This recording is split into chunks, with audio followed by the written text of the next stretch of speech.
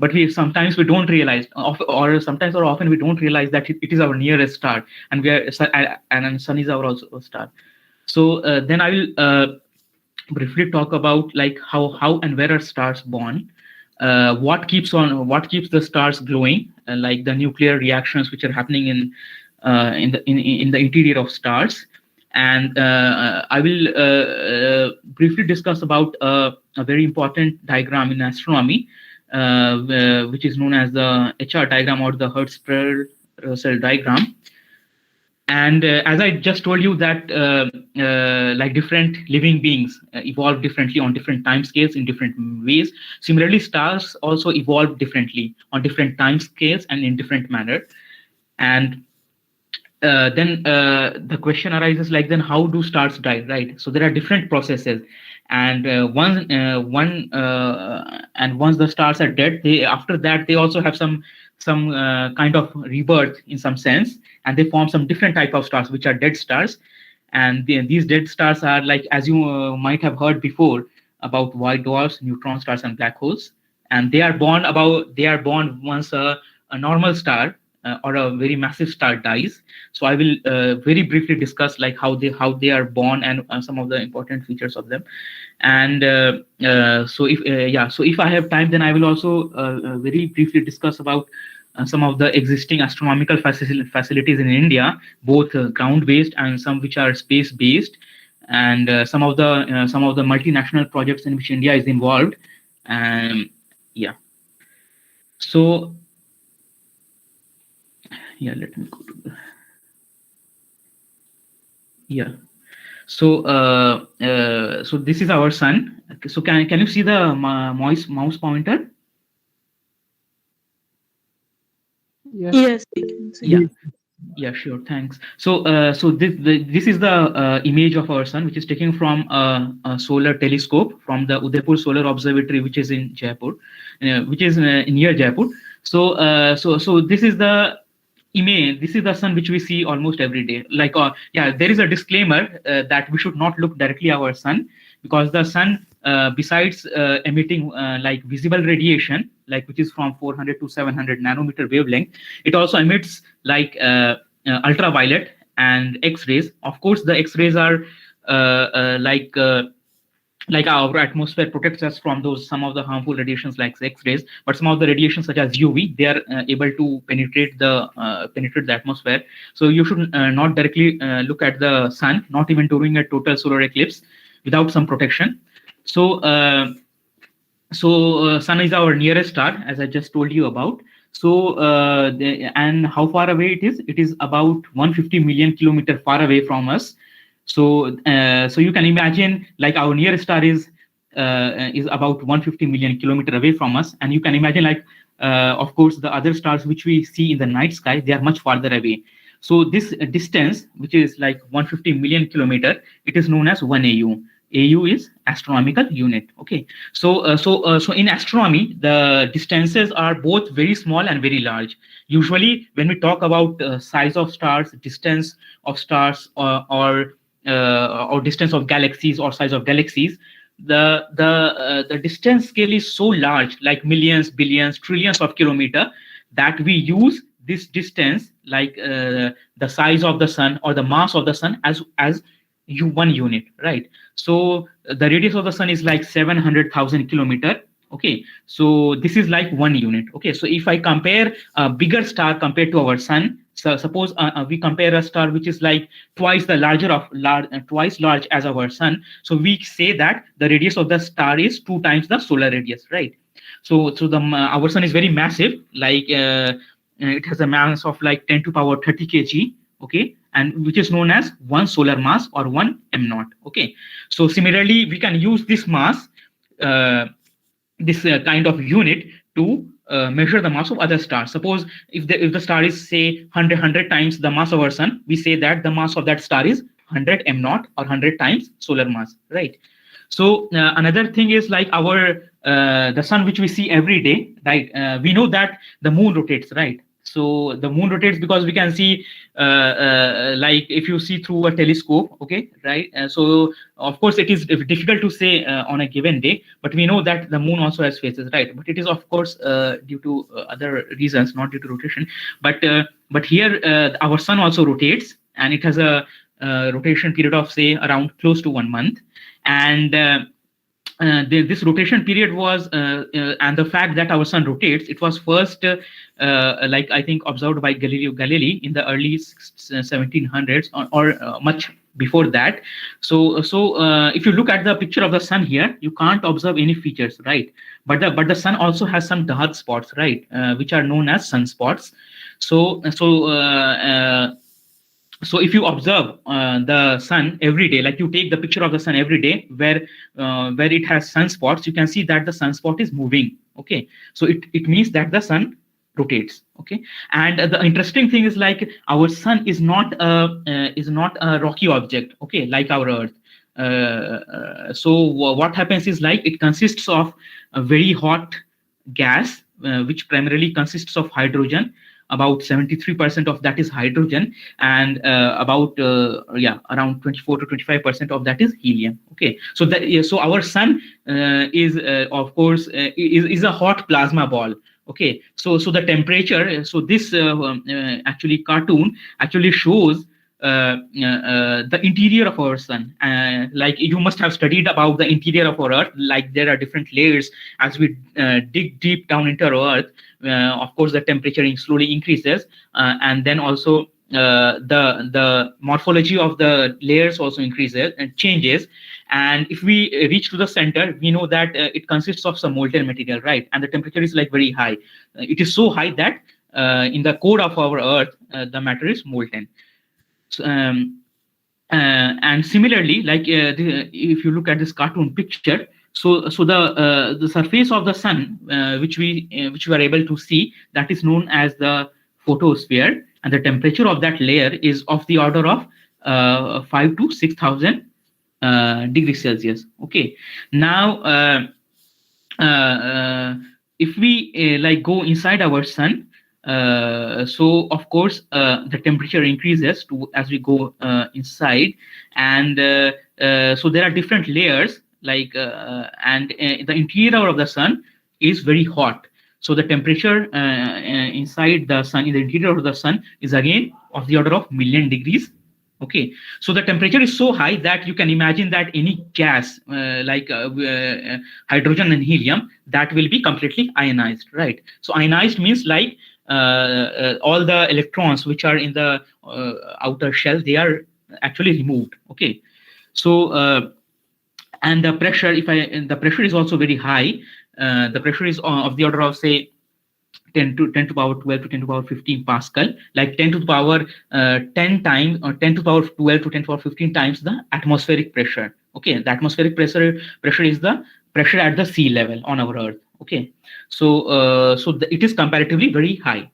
Now and it is inside this layer, into the interior of the sun, where this energy is produced, which due to which our sun emits light or electromagnetic radiation. Okay, and the process which happens inside our sun is nuclear fusion. Okay,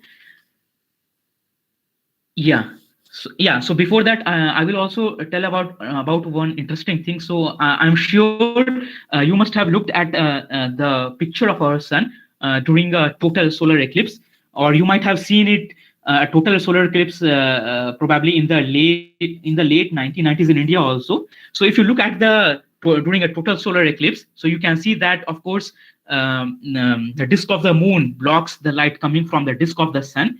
But during a total solar eclipse, you can see some whitish emission, a ring-like emission, which is coming from the border of the sun, right? Around the covered disk of the sun, eclipsed sun. And so that emission is actually not coming from the disk of the sun, but it is coming from some other layers. So if you look at the sun, you are not able to see some emission right now, right, on a given day. But during a total solar eclipse, you can see some light coming from some outer layers of the sun, and that layer is known as the solar corona. And again, like if I compare the temperature of the sun as I go outside, so the temperature in the interior of the sun is about million degree Kelvin, okay, or million degrees Celsius. And as we go out, the temperature drops down. Like if I go to the next layer, so it drops down to say like tens of thousands of degrees, and the temperature of the surface of the sun is around 5,000 to 6,000 Kelvin. But again, there are some layers, invisible layers, which are not visible on an ordinary day. So the temperature of that layer actually is again million degree Kelvin. Okay, so that is a very puzzling question, and scientists have been working on it many decades. Like why this happens. So if I give you an analogy, so like of course now we are getting into winter, and so during winter season, if you light a bonfire, okay, to keep your body warm, so if you are near the bonfire, of course you will get more heat, okay, but as you move away from the bonfire, of course you will get less heat and you will feel more cold, right? But here it is very counterintuitive, because as you go away from the interior of the sun, of course it seems logical that the temperature of the layers keep on decreasing, but again outside this layer the temperature again shoots to like million degrees. Okay, so that is very counterintuitive, and that is known as the coronal heating problem in astronomical terms. And so that is an interesting puzzle, and this why this outer layer of the sun, or the corona of the sun, is very hot. So that is a puzzle, both from the point of like our understanding, like we want to understand how nature works around us, like how stars work, how our sun works, but then also that layer is also very important from some technological point of view of our survival on Earth, because that layer that layer actually gives off some flares, or some explosions happen in that layer. And and these explosions consist of some plasma, like very charged particles, and these charged particles actually like they are pushed away from the sun, and they also reach the Earth. And you might have heard about this like northern lights or aurora, which happen in the around the North Pole and the South Pole. And these happen due to the emission, or the plasma, or the charged particles which are emitted from our sun, and they are captured by our Earth's magnetic field, and they are channeled along the magnetic poles of our Earth, due to which we observe this. Due to some interaction in the Earth's atmosphere, we observe this like auroras in the northern poles. Okay, so so during my talk, I will use the mass of our sun as one solar mass, as one unit, and then of course the radius of the sun as one solar radius. And I will compare the mass and the distances or sizes of other stars in terms of these units. Okay. Now let me briefly discuss about, like I told you about like how stars are born and then live and then die. So, but then where are stars born, right? So yeah, so during my talk, I will show you more of pictures, and I will talk very less about equations. Okay. So the left image is actually taken from NASA and ESA mission from the Hubble Space Telescope. Okay, and this image is of the Eagle Nebula. Okay, and so this image is taken in infrared wavelength, and some of course some optical is also superposed, optical image is also superposed on it. And this image is famously known as the pillars of creation. So so one can ask, like what is the reason for selecting these wavelengths, like infrared or optical? So optical, one can understand, like if you want to image some galaxy or some cluster of stars. Okay, so we observe in like using optical telescopes. Okay, but then so yeah, so before that I should like actually define what is a nebula.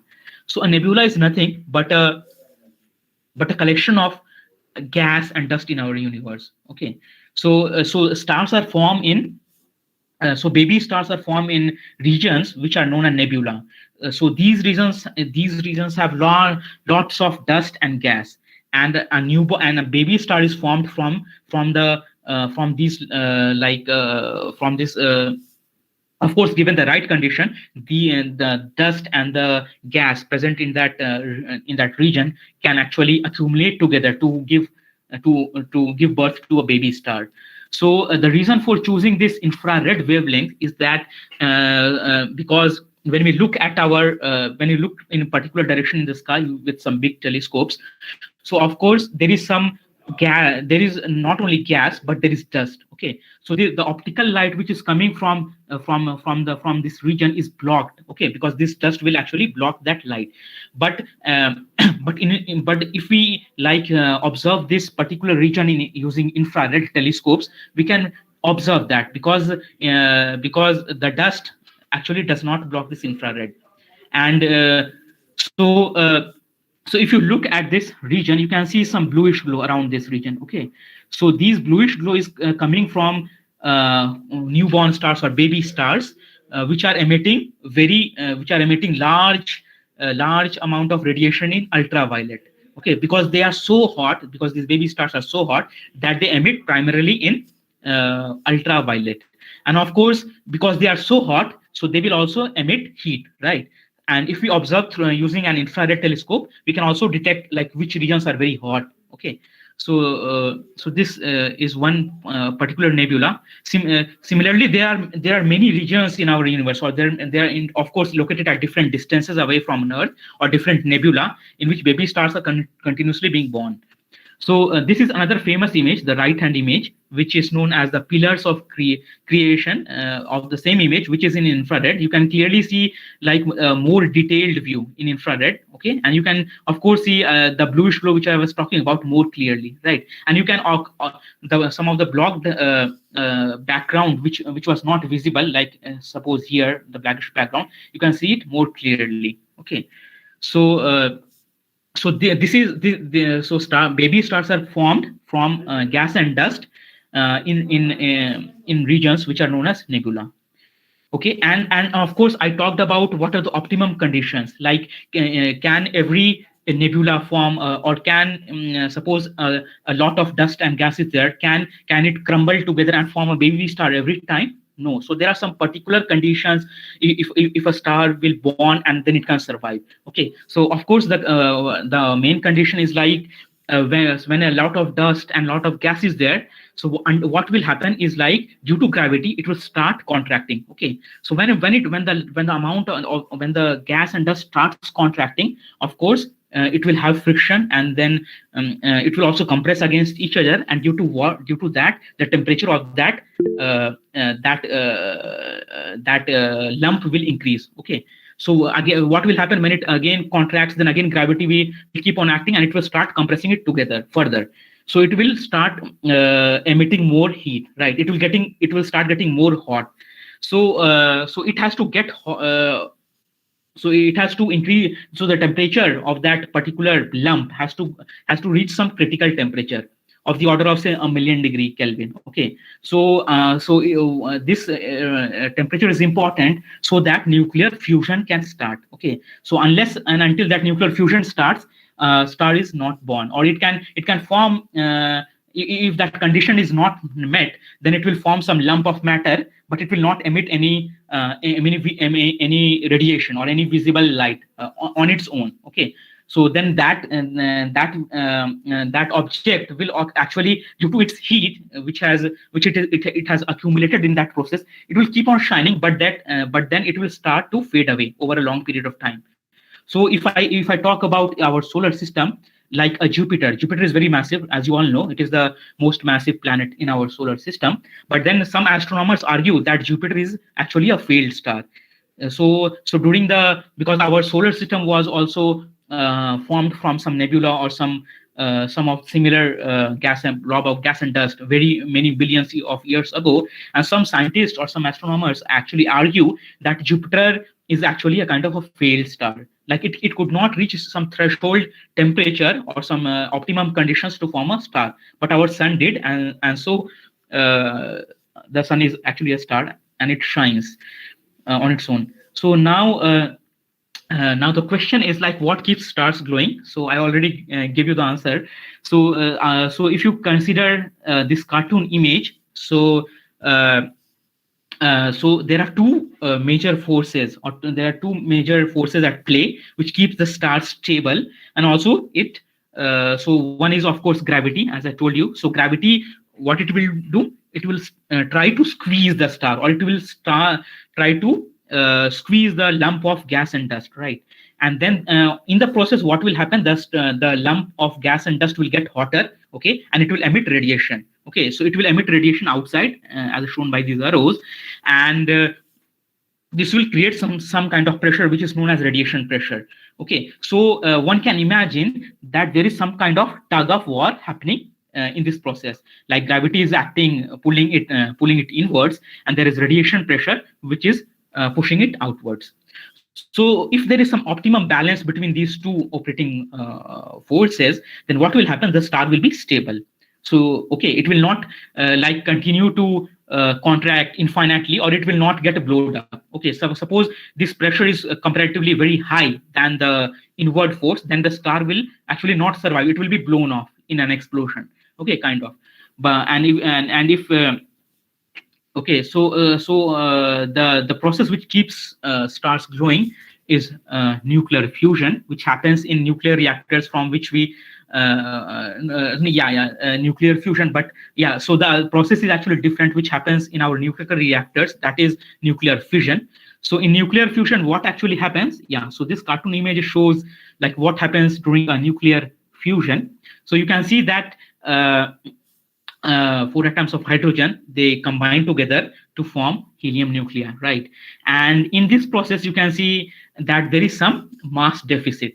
Like when this process happens, this hydrogen nuclei come together and they form a helium nuclei. So in this process, some mass is actually lost. Okay, so there is some mass deficit, and as given, and as the famous equation given by this famous gentleman Albert Einstein, E equal to mc squared, this mass, the mass deficit in this process is converted into energy. So here m is the mass deficit and c is the velocity of light. So the velocity of light is like 3 into 10 to the power 8 meter per second, and here you have mass of light squared. So okay, so you have, even if there is a very tiny mass deficit, that will produce a lot of energy, right? So this is the process which keeps star glowing for a long time. Okay, now so now let me very briefly describe this diagram, which is known as the Hertzsprung-Russell diagram. So this diagram is the diagram shown on the left is known as the HR diagram, and it was and this diagram is known as two astronomers, Hertzsprung and Russell, who first made this plot. So this plot actually shows, the x-axis of this plot shows the surface temperature of stars in degrees, and the y-axis actually shows the luminosity compared to our sun. Okay, so as I told that I will try to compare many features of other stars in terms of our sun. So luminosity is energy emitted per unit time. Okay, so here one is the energy, the luminosity of our sun, or the energy radiated per unit time by our sun, which is actually 1, because it is 1 solar unit in our case. And of course, if you look at this, if you look at the x-axis, so you can see that our sun is happily sitting out here. This is our sun somewhere here, and the temperature, the surface temperature is around, like as I told earlier, it is around 6,000 degrees Celsius. But if you look at this scale, there are many stars which are less hot than our sun. So here the temperature which I'm talking about is the surface temperature. Okay, because of course the interior temperatures are much higher, or the outside temperature is much lower. So there are many stars which are much cooler than our sun, and there are many stars, actually more massive stars, which are much hotter than our sun. So the temperature goes from about around a few thousand degrees Celsius to say tens of thousands of degrees Celsius, right? So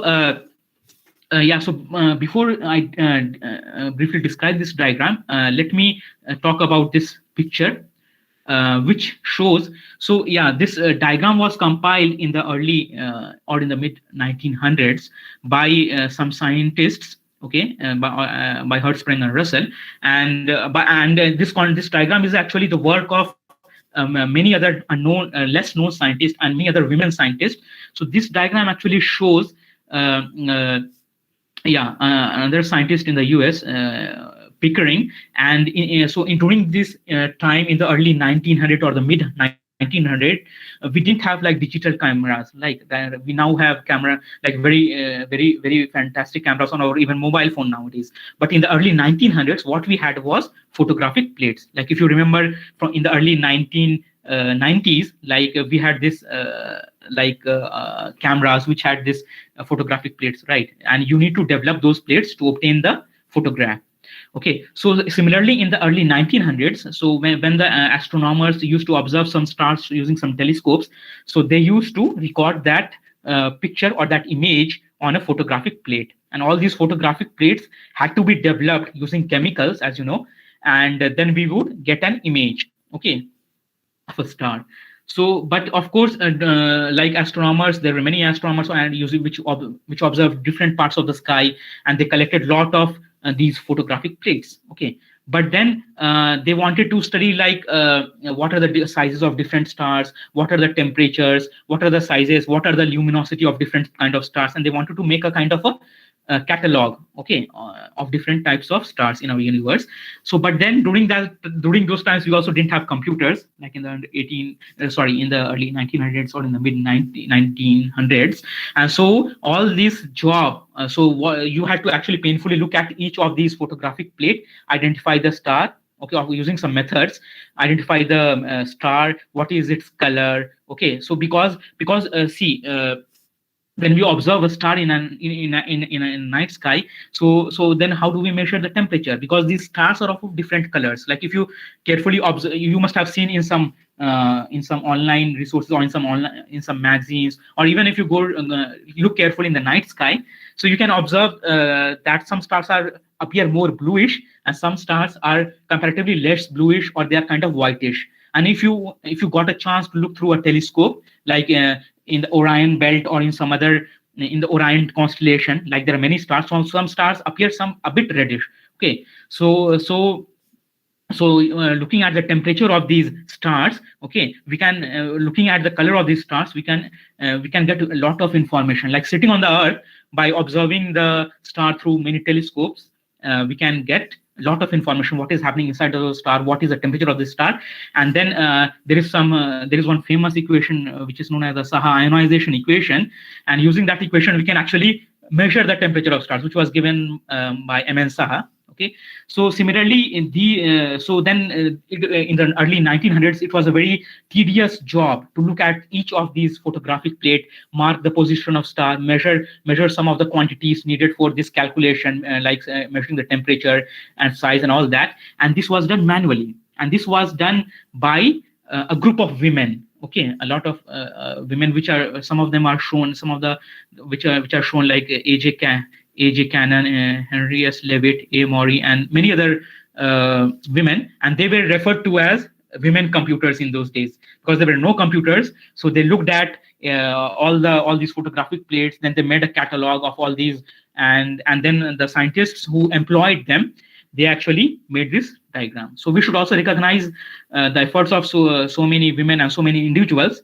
who have actually done a lot of hard work, but in the traditional system or in textbooks, we don't find any mention of them.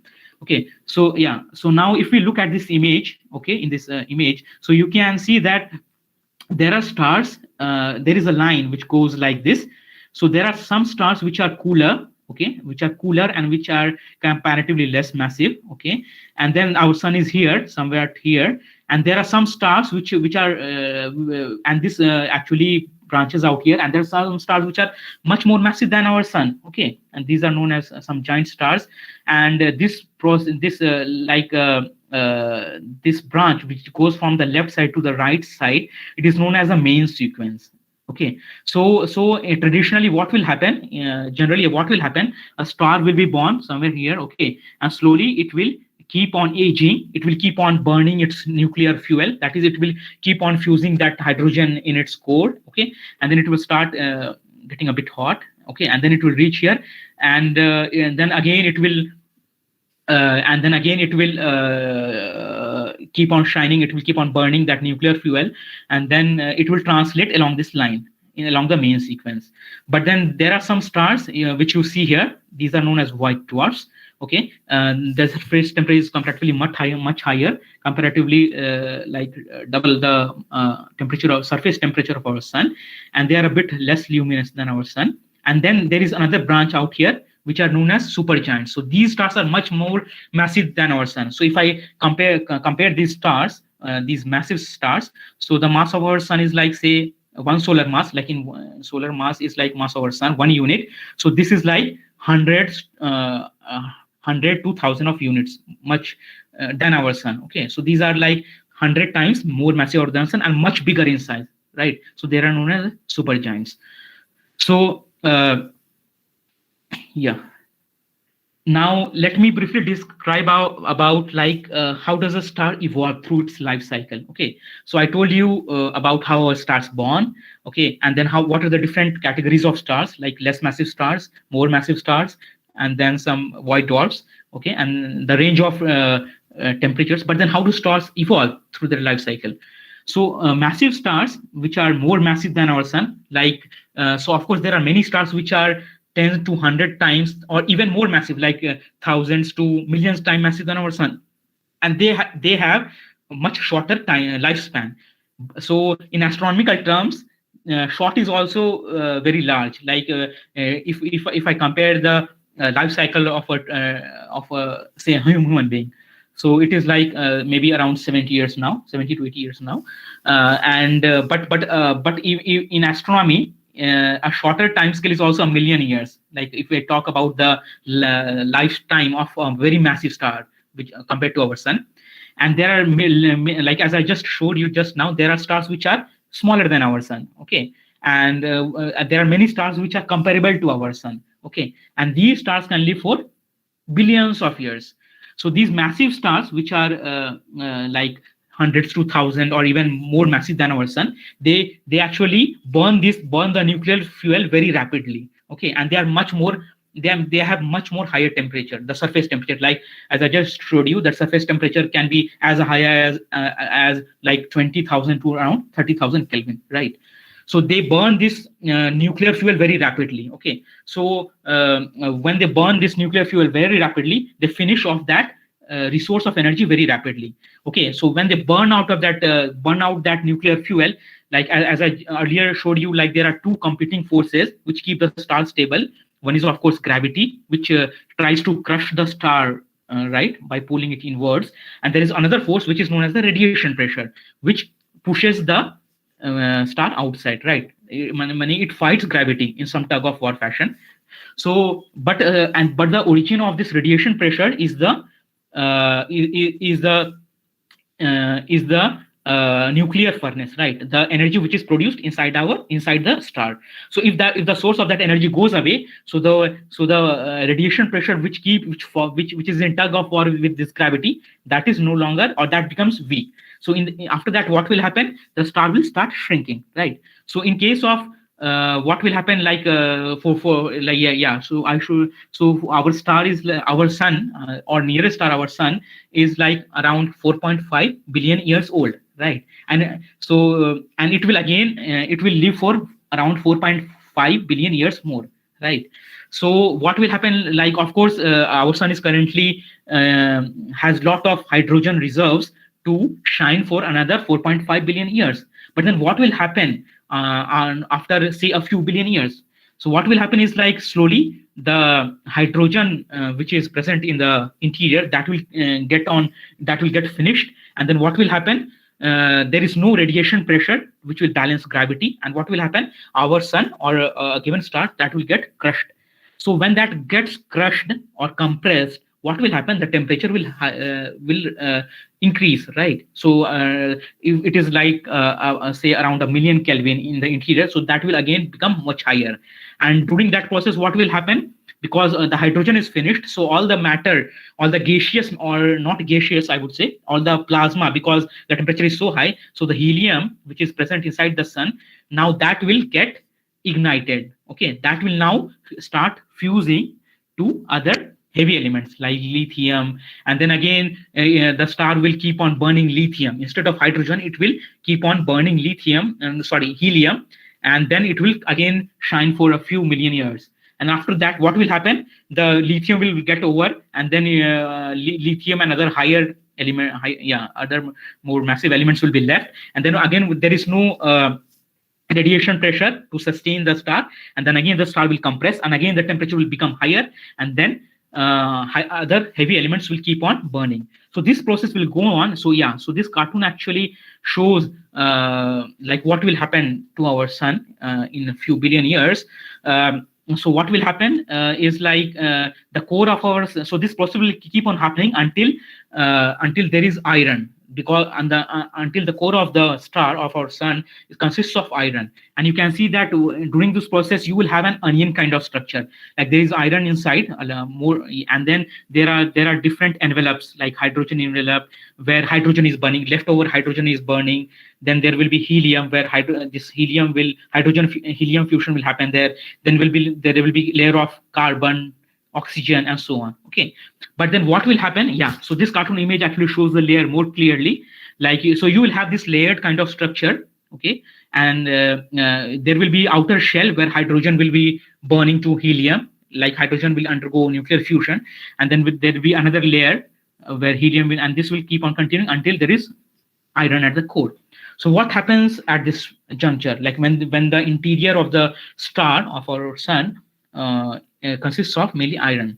So at this juncture, what will happen is that there will be no fusion happening after iron is formed, because this process is actually requires, you need to provide energy in order to fuse iron to other higher elements, and that energy would not be possible, would not be feasible. This process is not feasible. And so what will happen? There is no radiation pressure to balance the star, and the star will get crushed under gravity. Okay, and the gravity will take over. Okay, now what will happen?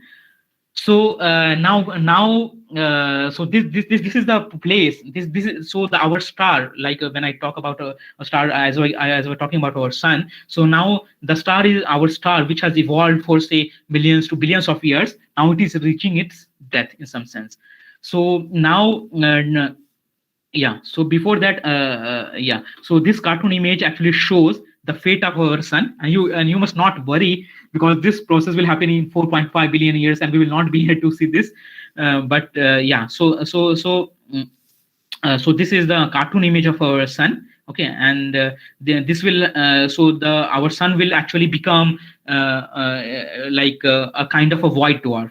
And so let me just talk about some dead stars like white dwarfs, neutron stars, and black holes. So as I talked about the core of the sun, so if the interior or the core of the sun is 1.44 solar mass, that is 1.44 times the mass of the sun. So if it is less than that, this particular critical value, then it will form a white dwarf.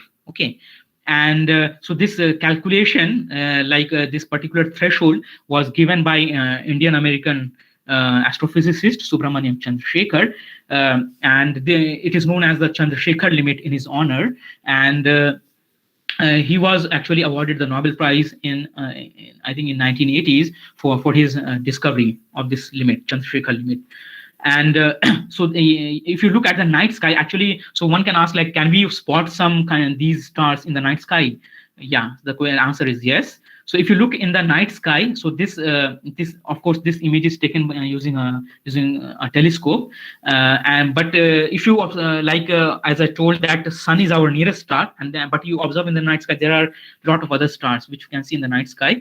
And if you look carefully, in the eastern part of the night sky, there is one very bright star, okay, which is known as Sirius.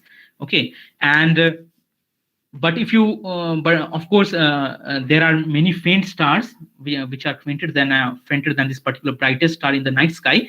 And if you look through a big telescope, say Hubble or other big telescopes, we can see that there is another dim star which is near this bright star. Okay, and scientists have actually discovered using telescopes that this bright star is not a single star.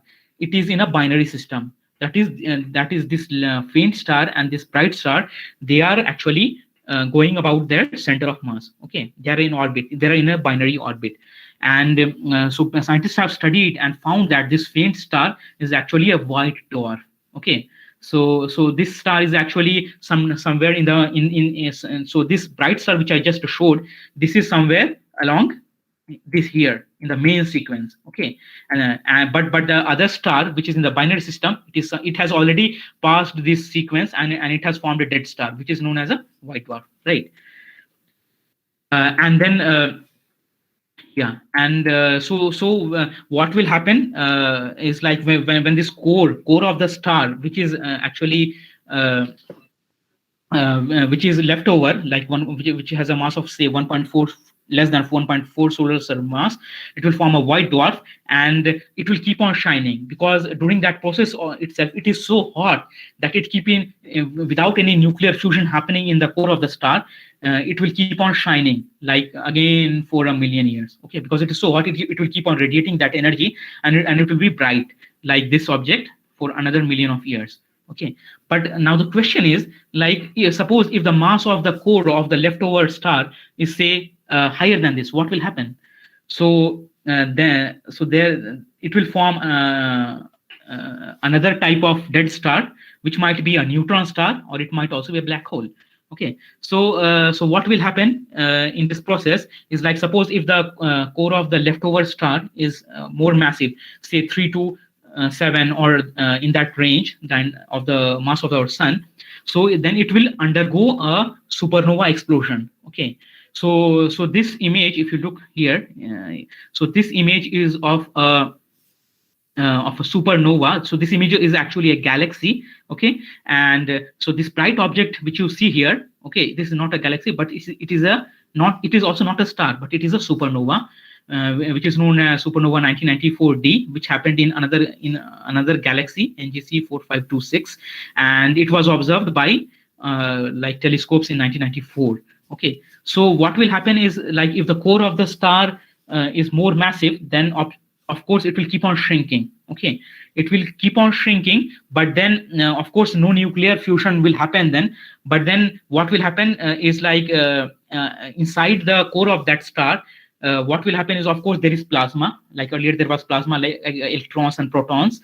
But then in the process, loosely speaking, what will happen, these protons and electrons will actually fuse together, and they will form neutrons. Okay, and if you have read a bit of quantum mechanics, so of course they will have kind of these like particles, or these neutrons, they also have some kind of pressure. Okay, which is known as a degeneracy pressure, and this degeneracy pressure will try to oppose the inward pull of gravity. Okay, so if the mass of the sun is if the mass of the leftover core is like around 3 to say 7 times the solar mass in that particular range, then it will form another stable star, another stable dead star, but it will the core of that star will comprise only of neutron matter. Okay, and so it is known as a neutron star. Okay, so yeah, so this cartoon image actually shows the size of a neutron star compared to the size of our Earth, and compared to the size of a white dwarf. So as you can see, the neutron star is very tiny. Okay, so that size of a neutron star is of the order of say 10 kilometers. So it is very short compared to, so the radius of the neutron star is comparable to the size of a small city, right? And compare what is the mass of a neutron star? The mass of a neutron star is like 1. So compared to mass of our sun, it is like comparable to the mass of our sun, like around 1 solar mass or around 1.5 solar mass. Okay, so so you can imagine, if we crush our sun to the size of a 10-kilometer object, okay, so it is as massive, it is of course as massive, but then as you have reduced the size of that object, it would be very dense, right? So then the density will be very high, of the order of nuclear density, okay, of the order of 10 to the power 12 to 10 to the power 15 gram per cc. Okay, so suppose if I give you a neutron star, and you take a spoonful of matter from that neutron star, so that mass will be comparable to the size of Mount Everest. You can imagine how massive that object would be, right? And then besides, this object or a neutron star has very high magnetic field. So to give you a perspective, so our Earth also has magnetic field, as you might know. So the magnetic field of our Earth is like around around I think 0.5 Gauss on that order, which is very weak, and the highest magnetic field which has been artificially generated in laboratory, which it is of the order of I think 10 to the power 7 Tesla or 10 to the power 6 Tesla, of that order, and the magnetic field of a neutron star is around 10 to the power 10 to the power 10 to 10 to the power 12 Gauss. Okay, so it is around 10 to the power 10 times comparatively stronger than our Earth. Okay, so so now one can ask, like, have we found some of these dead objects like neutron stars? The answer is yes. So neutron stars were actually first theorized, like some scientists did some theoretical study, and they suggested that these kind of dead stars would be present in our universe. In the in the mid 1950s, people theorized that such dead objects or dead stars would be present in our universe. And like after the World War, like when many telescopes, like radio telescopes, and then after that many X-ray telescopes were actually flown on space missions, they discovered some kind of very weird stars which were very tiny. Okay, and so this image actually shows a region of a Crab Nebula, which is a supernova remnant. Okay, a supernova remnant is actually the leftover of the star when a star has died. So when a star dies, actually it dies in a very massive explosion. So when a star will die, what will happen? The gravity will start pushing or compressing the star, and then the outer layers, which I earlier showed, like the hydrogen is burning in the outer layer, in the shell-like structure, the helium is burning. So that outer layer will be actually just thrown out in an explosion, in a very massive explosion, and the explosion would be so bright that you can actually see that explosion. So suppose if I took the image of this on galaxy, so I would see only the galaxy. I would not see this object. But during when this star has died, then actually I can observe the supernova for a few days. It would be so bright that it can actually outshine the entire galaxy. Okay, so when the star has died, it has actually thrown off that outer shell outside, right? So that outer shell which you see here, so of course this is in this gas and dust which has been thrown out in during that explosion, during that supernova. It will actually keep on expanding. Okay, it will keep on expanding, and as it is hot, it will also keep on radiating radiation. Like it can emit X-rays, it can emit of course optical, as you can see, optical, and then X-rays. Then of course, as it is hot, it will also radiate infrared. So actually when scientists were studying this particular nebula, they observed that they found an invisible object inside that, which was sending some pulses of light, some periodic pulses of light in X-rays, and also in radio. And of course, when they studied in different wavelengths, they also found pulses of light in optical. So actually they found so this is let me check if this animation is working. Okay, so this is not working. Yeah, so scientists studied this object using different instruments, different telescopes, and they also did some calculations, and they found that the size of this object, which was sending those periodic pulses of light like a lighthouse, so the size of that object should be of the order of say 10 kilometers. Okay, and they calculated what should be the mass of that object. Then they found that it should be comparable to the mass of the sun. Okay, and so then they found that this object is nothing but a neutron star. And actually these neutron stars were first discovered in, I think, around in 1967 by another graduate student who was studying some of these radio sources with radio telescopes, and she observed like pulses of radio waves, which was coming like a clock, like tick tick tick tick, and these were very periodic. Okay, so then they found many such objects in other parts of our universe, of course within our universe. within our galaxy, and they found that of course these neutron stars are like many in number. Okay, and these kind of neutron stars are called pulsars because they send pulses of electromagnetic radiation. They can send it, they can be studied in radio, they can emit in x-rays.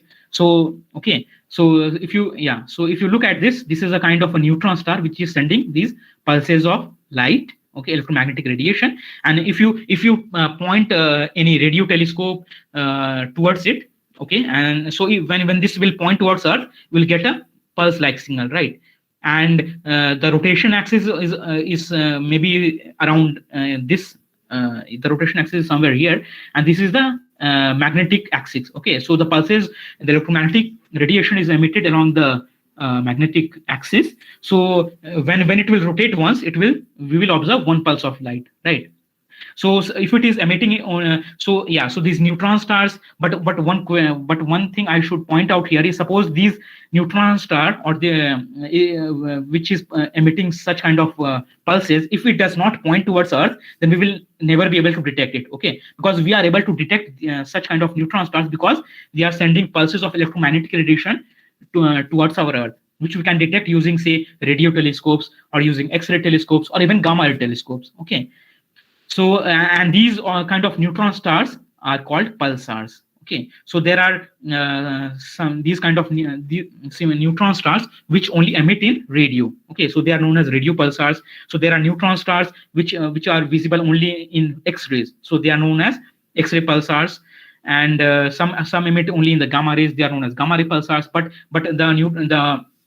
the pulsar which is found in the heart of the crab nebula, which is known as the crab pulsar, so that so this famous pulsar emits in all wavelengths, like starting from gamma rays to X-rays, then radio waves, and it also emits in optical. So you can observe pulses of light in all these wavelengths.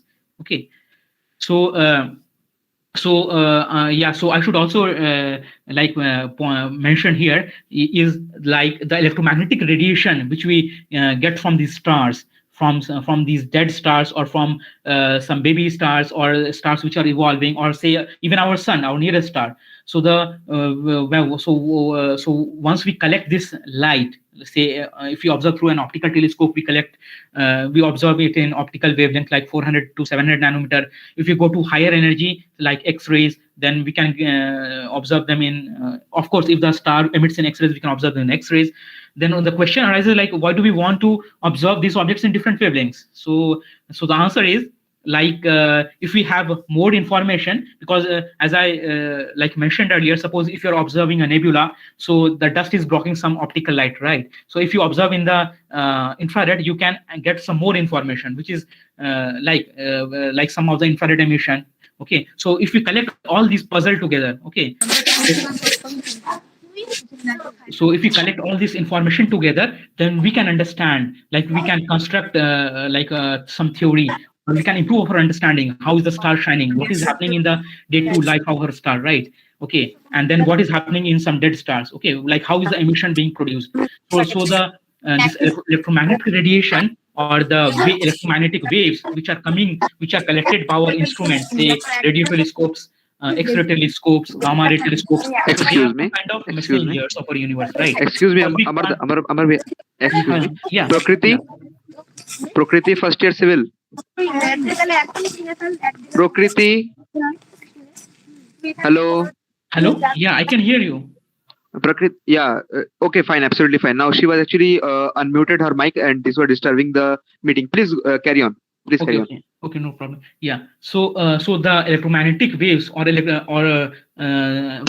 we collect using these different instruments, so they are some sort of messengers of our universe, because we can't go travel to our star, right? Like as I told, that our sun is like 150 million kilometers, right? So and if I and other stars are even farther away. Okay, so we can't go there, but we can collect. So I should also point out, when I should give an analogy here also. So like you are all engineering students, so you must be doing some experiments, like building some instruments or building some gadgets. So you must be doing some experiments during that. So during that process, you can tune some parameters, right? You can do some experiment, you can record some data, you can study what is happening. Then if you want to modify your experiment, then you can modify some of the apparatus, some of the settings of your experiment, right? But in astronomy or in nature, many of these experiments are not in our control. We are just observers, right? So nature is doing these experiments for us, and we are just collecting these clues, right? Collecting these clues using different instruments in different wavelengths, and we are trying to piece all this information together, okay, to understand what is happening out there. Now, yeah. So let me now talk about black holes. So black holes are another type of dead stars. So this is an artist impression of a black hole. So why it is known as a black hole? Because a black hole is so massive. Okay, so it is so massive. So you must have heard about the escape velocity, right? So suppose if you want to like send a rocket in space, okay, you have to overcome gravity, right? And so you must like burn some fuel, right? Burn some fuel and increase the acceleration of that object such that or increase the velocity of that object such that it can overcome the gravitational pull of the earth, right? And otherwise what will happen, that object or that rocket will go in the atmosphere and then it will fall down, right? So you have to escape the gravitational pull. So see, these black holes are of course much more massive, very massive. So they can be say 5 to 7 times, or even scientists have discovered less massive black holes also, and they suggest that there can be less massive black holes known. So these are much more massive. So the mass of these objects can be like 10 times solar mass to 1,000 to even billion times solar mass. Okay, so if I talk about so these black holes are everywhere, and they're also present at the center of galaxies, like very, very massive black holes, like millions to billions times the mass of our sun. These black holes are present in the center of those galaxies. So if I talk about our galaxy, which is the Milky Way, so the center of our Milky Way also has a very massive black hole, okay, which is like billions times mass of our sun. And these are called black holes because they are so massive that even light cannot come out of it, okay. So we can't see it directly, okay, because we are able to observe the stars and galaxies because this emits some electromagnetic radiation or some light. But these black holes don't emit that because they pull that light. The gravitational pull is so strong that even light can't escape. And if you know about Einstein's theory of relativity, nothing can travel faster than light, right? So if you are fond of movies, you must have if you look at this animation, you can, so each of these points which you see moving, so these are the stars. These show the trajectory or the path of stars around the center of our galaxy, the Milky Way, okay. And if you look at this number here, it's shown in years, okay, and you can see that it is Cgec UCLA Galactic Center Group. So these scientists actually built some infrared telescope in the 1900s because near the center of our galaxy, the Milky Way, there is a lot of gas and dust. Okay, so because there is gas, a lot of dust, we can't observe the center of our Milky Way using optical telescopes because the light, if any, which is coming from that region, gets blocked by the dust. So what we do now? So, but we can peer through that dust using infrared telescopes, right? So a group of scientists in the US, they observed this part of the center of our galaxy using infrared telescopes, and they monitored emission from the stars. Okay, emission coming off stars. They monitored the path of these stars, and they found that some of the stars, because our sun is also not stationary, right? Our solar system is also not stationary. It is moving around, in our galaxy. Similarly, the stars are also not stationary. They are moving in their particular galaxy, and all these galaxies are also moving around some other cluster of galaxy and all, and so on. So what they observed over the time scale of more than 2 decades is like there were some stars which were actually moving in some elliptical path, as you can see here, okay, and they did not detect any visible object. So of course, if you know about Kepler's law, if you know the trajectory, the orbit, and if you measure the mass of one of these objects, so and you, of course, from your observation, you can get the time taken to complete one orbit. Okay, and you can do some calculation and then find out what should be the mass of the star. Okay, and from their calculations, they inferred that the mass of this invisible object was around billion times the solar mass. Okay, like billion times the mass of our sun. So and from our current knowledge, or from their the current knowledge in these times, we know that nothing can be as massive as an object other than a black hole. Okay, and from this, so of course this is indirect evidence of black holes, because you can't see the black hole, but you can infer the presence of this object. Okay, so the discovery of this black hole, and this black hole is known as SGR Sagittarius A, and this is the supermassive black hole in our galaxy. Similarly, there are similar massive black holes in other galaxies at the center of other galaxies. Okay, and for this discovery, a Nobel Prize was awarded a few years ago. Okay, and so this award was jointly awarded to another group in Germany, which was also doing similar studies independently. Okay, and so this discovery was awarded the Nobel Prize in Physics. So so now I have already carried you through like how stars are born. I have given a short glimpse, of course, and this is a very short time to discuss in detail. But I hope I have given you a short glimpse, like what are the sizes of stars, what are the different flavors of stars, how are stars born, how stars evolve, and how stars die, and when they die, what kind of like dead objects are formed, or you can say in the death also stars give birth to other kind of stars like white dwarfs, neutron stars, and black holes. So I will now show you a very small stars, galaxy, and other observables known in our universe.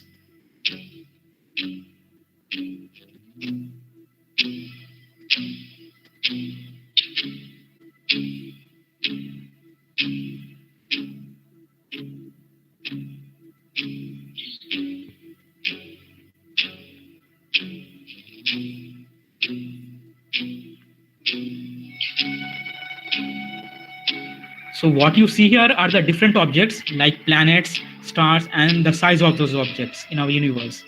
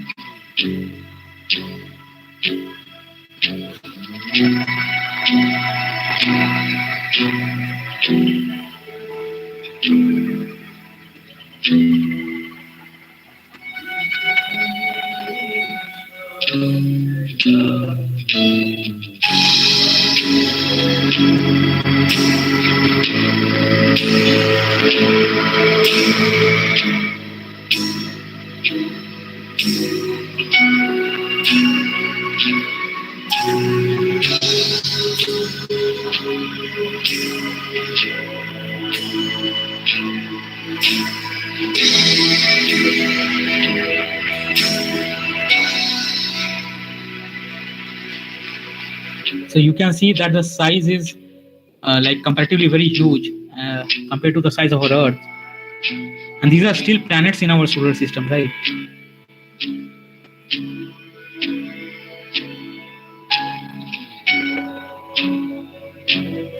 So Proxima Centauri is our second nearest star. Okay, like Sun is our nearest star, and Proxima Centauri is our second nearest star.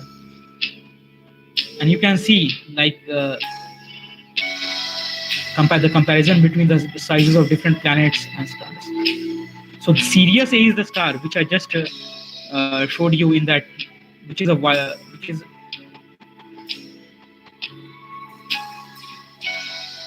so these are different more massive stars, okay, in our universe.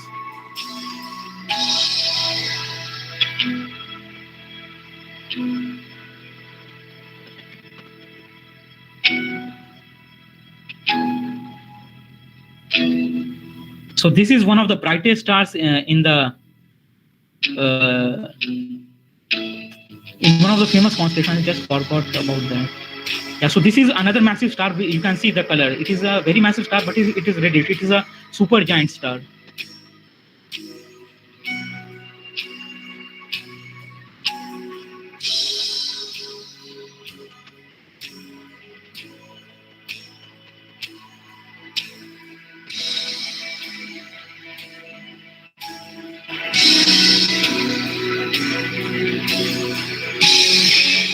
It is another galaxy.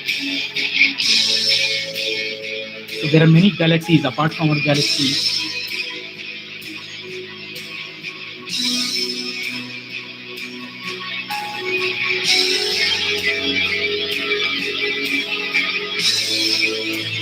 So this is another nebula where baby stars are being formed. You can see the size of these nebula are very light years. And these are our neighboring, like our neighbors, imaginary clouds are our nearby galaxy, the nearest galaxy to our world. This is our galaxy.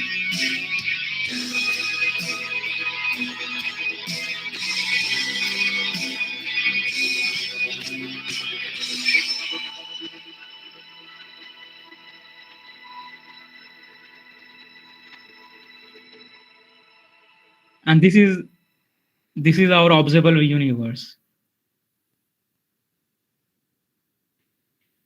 Yeah. So so I will just stop for a moment. Like, are there any questions, or how much time I do have? Yeah, Amar sir, there are questions. Just I'll be dictating it for you. Just try to answer. Okay, I think it will be better. Okay, right? sure. Yeah. Sure. So, which star is rocky object? Question from Shuprabhat Biswas. Yeah, so stars are not rigid like our planets, say Earth, or other planets like Mars, which are rocky planets. Like, if you consider planets also, like Saturn and all those planets, they are mainly consist of gases. Okay, they are gaseous planets. But these stars, they can't be rocky. Okay, because in order to sustain a star, you need very high temperature, right? Inside it would be like million degrees Kelvin, and even at the surface it would be thousands of degrees. So at that temperature, nothing can remain rocky, right? Everything has to be in plasma form at those high temperature. Okay, so we Thank don't. You. Yeah. Thank you, sir. Now the next question. I believe the answer is done, or you want to elaborate it more? No. If the person who has asked the question, like he or she can ask, like if they want to ask more on this. Shuprabhat, if you want a further explanation, then kindly unmute yourself and you may ask, sir. Okay. I believe he is not there. Anyways, he will see it later. So, Pradeep Dalui. So he has a question that is there only 7 layer of element in the stars? As per your picture, it shows hydrogen, helium, carbon, neon, silicon, and what is Fe? Iron. Iron. Yeah. Are there only 7 layers or more? So his question is this. Yeah. So the cartoon which I showed there, it is our current and which is our understanding, like how these layers will form, or when a massive star like or a star like our sun, it evolves, what will happen. Okay, so again, the amount of layers or the kind of different onion like shells which I showed there, it depends on the mass of the star. Okay, so depends on the mass of the star and also the composition of the star, right? So the composition of these stars can also be different. Like in our case, in our sun, around 75% is, say, hydrogen, and 23 to around 24 to 24% is, say, helium. And of course these carbon, nitrogen, oxygen, they are in very small amount, right? But again, it depends on the composition of the stars, how this star will evolve or what kind of layers will form, right? Because it will depend on the gas or dust from this baby star was born, and it may not be uniform, right? Composition can change. So depending on that, the shell can change, and also the thickness, or yeah. So these parameters are dependent on that also. So yes, of course, as I told, like in the sequence, like once hydrogen fusion is going on, it will keep on happening until the reserves of hydrogen get over. Okay, so after that, there is no hydrogen left to continue this process. So after that, what will happen? There is no radiation pressure to keep the star stable, so it will keep on compressing under gravity. So then what will happen if no hydrogen is there? So all the hydrogen has been converted into helium, right? So but helium needs higher temperature in order to undergo nuclear fusion. Okay, so what will happen? The star will keep on shrinking until that temperature is met, right? So in this process, of course, you will have these kind of layers, these kind of gradations in the outer layers of the yeah. So these are dependent on, of course, because you need very different conditions. Okay, in order for nuclear fusion to happening. Yeah. So So, similarly, hello. please proceed. Yeah. Please. Similarly, in inside the sun, this same composition is there. No. No. So right now our sun has enough hydrogen in the interior of the sun. There is enough hydrogen in order to do this nuclear fusion. Okay. So whatever is happening is happening due to fusion of hydrogen right now. Okay. Of course, we can't see the interior of the sun, what is happening inside, but again, of course, we can't see the interior of the sun in optical or in radio. In radio, we can see to maybe some depth, little bit, not much. But then, of course, but then one question arises like, how do we know that this fusion is actually happening inside our sun? Right? We can't see.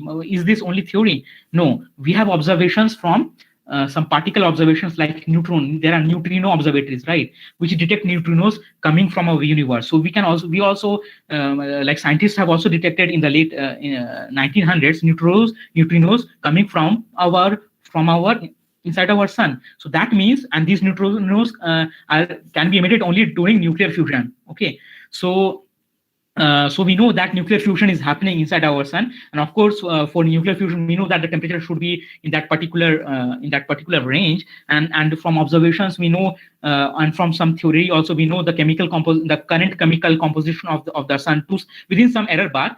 And so, of course, because it has enough hydrogen, so only hydrogen is currently being burned. Okay, but of course, after say I think a few billion years, when the hydrogen reserves will get over, so then our sun will shrink, and then other elements can start burning. Yeah. Or for a in general, if for a given star, if the hydrogen reserves get over, then only it will like use the other nuclear fuel. Okay, and for that nuclear fusion thing to happen, it has to reach that particular threshold temperature and pressure. Okay, yeah. I believe your answer is done. So, shall we proceed to next question? Yeah, sure. Surely. Sir मेरा एक question है। पूछो। Sir कुछ image में दिखा रहा था कि कुछ गैलेक्सीज का radius 24 light year, 3 light year, कुछ का 1000 लाइट ईयर तक गया है। अगर धरती से टेलीस्कोप से देखे तो उसके रेडियस तक लाइट पास होने में ही 24 लाइट ईयर लगेगा। तो इतना मेजर कैसे कर लेता है कुछ कम टाइम में? Yeah, very nice question. So yeah, so one thing I should say is like the speed of light is like 3 into 10 to the power 8 meter per second, right? तो अब जैसे सन है, तो व्हेन वी सी द सन, जैसे जो भी optical emission सन से आ रहा है, so we are seeing the sun in the past. Strictly speaking, we are sun in the past, because sun से भी अर्थ में लाइट आने के लिए 8 मिनट लगता है. ओके, क्योंकि the sun is so far, like 150 million kilometre. अगर लाइट एमिट होगा सन से, तो वो आने में 8 मिनट लगेगा. तो हम लोग सन को देख रहे हैं जैसा वो 8 मिनट पहले था, राइट? अगर जैसे सन को अभी कुछ हो गया, say like the sun disappears, so we will not be able to know until 8 minutes, right? Because that information has to reach us, right? तो उसी तरह, like when we are observing different stars, different galaxies, तो whatever we are seeing, that is kind of in the past. Suppose अगर we are observing some galaxy or some massive star, हो सकता है वो star अभी नहीं हो, वो ब्लैक होल बन गया हो या कुछ और बन गया हो, लेकिन हम लोग जो देख रहे हैं वो उसका पास्ट में है. अभी वहां पर प्रेजेंट में क्या है, वो हम लोग को माने जानने में और भी टाइम लगेगा. ओके, क्योंकि वो लाइट या वो जो सिग्नल आने, अब जैसे आप अब एक ये स्मार्टफोन या उसका एग्जांपल ले लीजिए, तो हम लोग कोई ऑब्जेक्ट पे जूम करके भी इमेज ले सकते हैं और एक वाइड फील्ड इमेज भी ले सकते हैं, राइट। तो उसी तरह हम लोग जो टेलीस्कोप से देखते हैं, जैसे ऑप्टिकल टेलीस्कोप से ऑब्जर्व कर रहे हैं, तो हम लोग ये कर सकते हैं कि कोई इमेज है उसको जूम करके भी ले सकते हैं। ऑफ कोर्स वो इंस्ट्रूमेंट का रेजोल्यूशन पे डिपेंड करेगा कि हम लोग कितना जूम कर सकते हैं, ताकि इमेज भी खराब ना हो, और हम लोग वाइड फील्ड इमेज भी ले सकते हैं, ठीक है। तो अगर जैसे हम लोग माने अर्थ, हमारे जो गैलेक्सी है उसके बाहर का गैलेक्सी को देख रहे हैं, तो जैसे कुछ ऑप्टिकल टेलीस्कोप है तो उससे हम लोग मतलब वाइड फील्ड इमेज भी देख सकते हैं। तो जैसे आप लोगों ने फोटो देखा होगा एंड्रोमेडा गैलेक्सी या और भी दूसरे गैलेक्सी का फोटो, मैंने ऑप्टिकल बड़े बड़े टेलीस्कोप से लिया हुआ, तो उसमें देखा हुआ कि तो उससे हम लोग कुछ कुछ मेजर कर सकते हैं, राइट। तो ऑफ कोर्स हमारा जो इंस्ट्रूमेंट है वो उसको कैलिब्रेट करना पड़ेगा कि अगर एक pixel corresponds to how much distance, right. और भी हमारे पास कुछ और इंफॉर्मेशन रहता है, उससे हम लोग मेजर कर सकते हैं, मतलब अपना जो फोटोग्राफ है उसको कैलिब्रेट कर सकते हैं कि से 100 पिक्सल जो मेरे इमेज में है वो corresponds to how much distance in light year, और say in parsec, okay, in parsec और इन 1000 और मिलियंस ऑफ किलोमीटर। इसके अलावा हमारे पास और भी कुछ इंफॉर्मेशन है, मैंने इनडायरेक्टली पता करने के लिए। तो जैसे हम लोग जैसे रेडियो में देख रहे हैं, तो बहुत सारे गैलेक्सीज रेडियो में भी एमिट करते हैं, तो हम लोग रेडियो इमेजेस बना सकते हैं, जो रेडियो टेलीस्कोप होता है उससे लेके रेडियो इमेजेस बना सकते हैं। तो उससे हम लोग को पता चल सकता है कितना एक्सटेंट है उस गैलेक्सी का, कितना एक्सटेंट है। और एक और उसमें प्रॉब्लम आ सकता है कि अगर हम लोग जब इमेज देखते हैं तो हो सकता है कि वो जो कुछ स्टार्स दिख रहे हैं वो हो सकता है बैकग्राउंड स्टार्स हों, माने वो दिख रहे हैं हमें बट वो दूर हों। तो उसको इंफॉर्मेशन लेने के लिए हम लोग को कुछ और कैलकुलेशन करना पड़ेगा। तो जैसे बहुत सारे ये जो अगर हम लोग ये स्टार्स और ये गैलेक्सीज को देखें, तो और हम लोग बहुत दिन तक देखें, तो हम लोग ऑब्जर्व करेंगे कि ये स्टार्स और गैलेक्सी स्टेशनरी नहीं है, मतलब they are also moving in the, जो स्टार्स है गैलेक्सी में वो भी उस गैलेक्सी या उसमें मतलब मूव हो रहे हैं, राइट। तो हमारे पास कुछ इंफॉर्मेशन है, जैसे मैंने अर्थ ये हाइड्रोजन हीलियम का कॉम्पोजिशन बताया सन के लिए, उसी तरह हम इन गैलेक्सीज का कुछ कुछ कॉम्पोजिशन निकाल सकते हैं, क्योंकि इन गैलेक्सीज में भी कुछ गैस और डस्ट है, और टेम्परेचर अगर हाई है तो क्या है कि कुछ कुछ जो एलिमेंट्स है उनका हम लोग एमिशन देख सकते हैं, माने कुछ स्पेक्ट्रल लाइन हम लोग को मिल सकता है। और ये स्पेक्ट्रल लाइन अगर हम लोग जैसे एक्सरे में देख रहे हैं या इवन ऑप्टिकल में भी देख रहे हैं, या कुछ बेबी स्टार्स बॉर्न हो रहे हैं, तो उनका हमें यूवी में टेम्परेचर बहुत ज्यादा है तो यूवी में भी हमें सिग्नल मिलेगा वो सब पर्टिकुलर एलिमेंट्स का। तो हम लोग ऑब्जर्व करेंगे कि हमारे पास जैसे इंफॉर्मेशन है कि ये हाइड्रोजन का एमिशन इस पर्टिकुलर वेवलेंथ में होना चाहिए, राइट। या कुछ पर्टिकुलर जैसे कार्बन हो गया या हाइड्रोजन हो गया, hydrogen ionised hydrogen H alpha H beta माने आयोनाइज्ड हाइड्रोजन, वो इस पर्टिकुलर वेवलेंथ में होना चाहिए, से 600 नैनोमीटर में होना चाहिए। लेकिन हम लोग ऑब्जर्व करेंगे कि वो 600 नैनोमीटर में नहीं है, वो इससे कम है या इससे ज्यादा है। तो वो शिफ्ट जो हमें मिलेगा उसे वो इसलिए होता है क्योंकि जो जिस रीजन से हमें वो एमिशन मिल रहा है वो स्टेबल नहीं है, वो मूव हो रहा है, या तो हमारे तरफ मूव हो रहा है या हमसे दूर मूव हो रहा है, राइट। तो या तो वो ब्लू शिफ्ट होगा या रेड शिफ्ट होगा, ठीक है। तो वो इंफॉर्मेशन से हम लोग कुछ बैक कैलकुलेट करके निकाल सकते हैं कि वो रीजन कितना स्पीड से हमसे दूर जा रहा है और पास आ रहा है।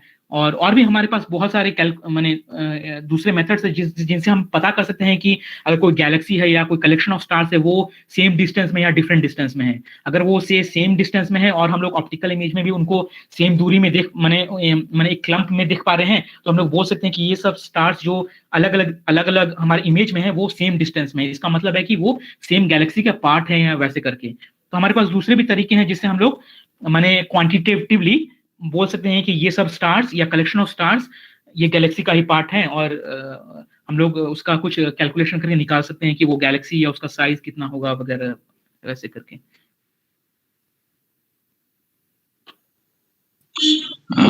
Good evening, sir. Hello. Yeah, please go ahead. Yes, good evening, sir. Sir, I have a question, sir. As we know, there is a hypothetical particle known as tachyon, Yes.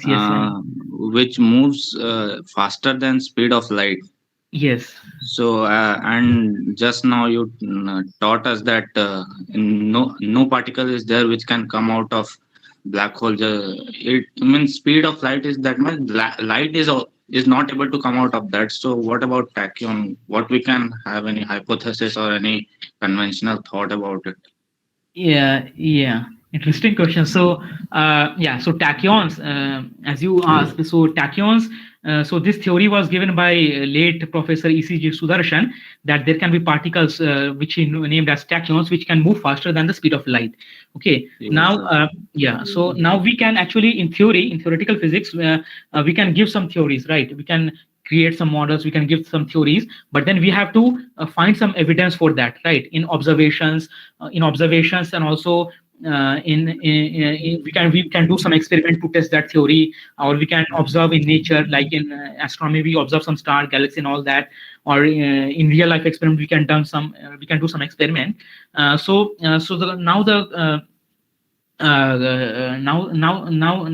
if you want to do some observation, we have to build some instrument, right? So every instrument has some limitation. One is, of course, like if you want to image some faint object in the sky, so you have to have bigger. So now the question arises, like we want to observe far in the universe, right? Like suppose when the universe was just being born, our universe was just being born. So for that we need to have very big telescopes, or we want to look at farther in the universe, right? Farther. So for that we need to build detectors which are sensitive. Okay, so suppose we want to detect X-rays, so we have to build X-ray detectors. Again, that will have some limitation, like it can't detect faint signal, right? It can't detect very faint signal. Similarly, for tachyons, of course, in theory, we can build some models, and but we need to detect those particles, right? So we need to know, like, if there are some particles, what is the nature of that particles? How do they interact? Like, for if you consider neutrinos, we know that in theory people gave that, of course, neutrinos would be produced in a nuclear reaction, and during nuclear fusion and nuclear fission. But then you need to detect those particles.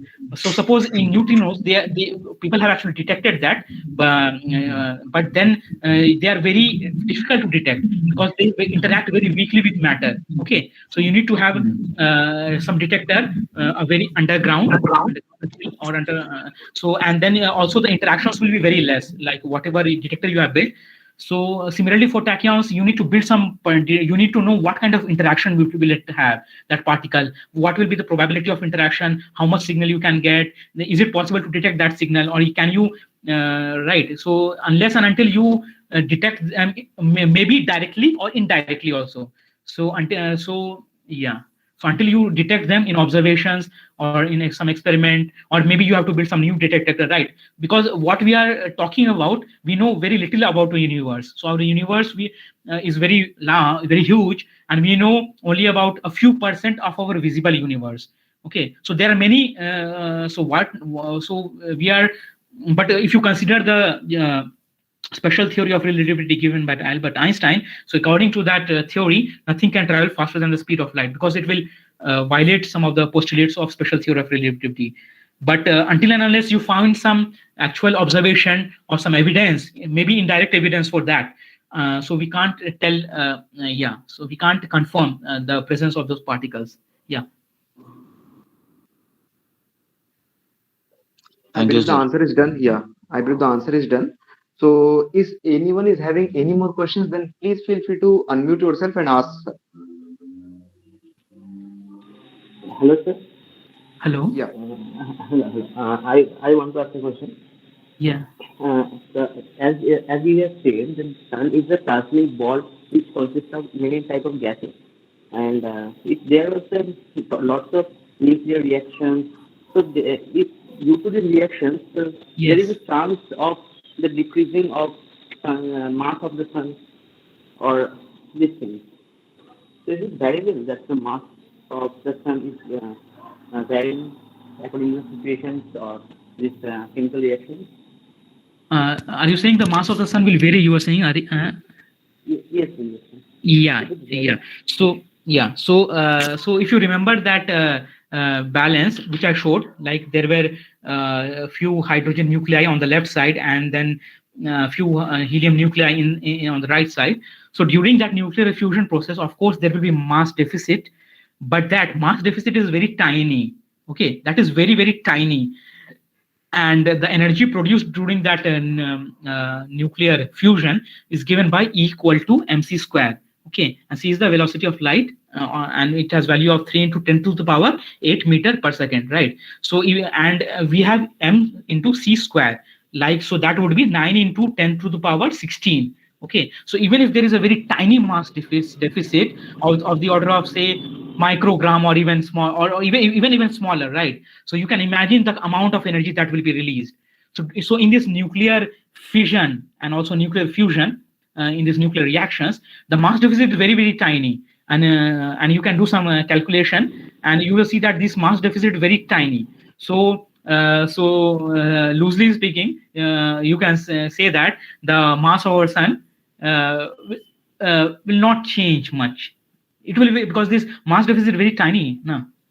So of course, if you do very precise calculation to like very, very many number of decimal digits, then yeah. So another thing is, like, as I told you, that there are some explosive events in our sun, and besides that, our sun also releases some charged particles continuously, which is known as the solar wind.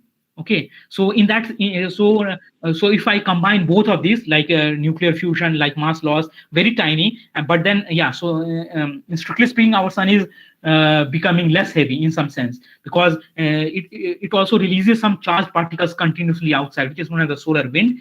So yeah, so in that sense, it is losing mass.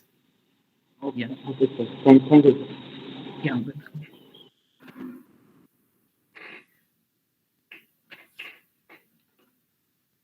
Any more questions? I believe no. So now So, it's yeah. Please. So, We are so do I have like 5? Yeah, I know it is a bit late, but do I have 5 minutes? Then I can quickly go over, like, what are the existing like instruments, not instruments, the telescopes, which are currently operational in India, and what will be operational maybe in next 10, in a decade or so. So do I have 5 minutes? Sir, absolutely, sir. We are more than delighted to know these insights. Please, sir. Please go ahead. Well, yeah. One thing I would point out, please don't say me, sir, because I'm still a graduate student. So I believe that is Bhaiya fine. would be okay. Yeah, I believe Bhaiya would be okay. That is absolutely fine. Yeah. Okay. So so I will just briefly go discuss. I'll tell you about some of the national facilities and upcoming projects in which India is participating. So as I told you about AstroSat is India's first space mission dedicated for astronomy, and this video is actually showing the launch of AstroSat.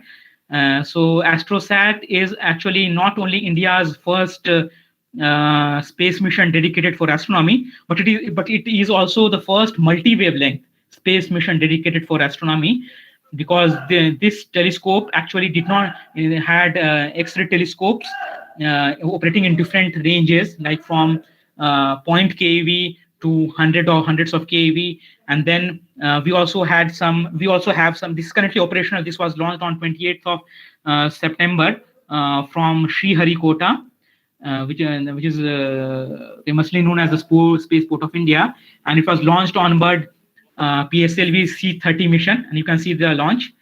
And this mission was designed to operate for 5 years.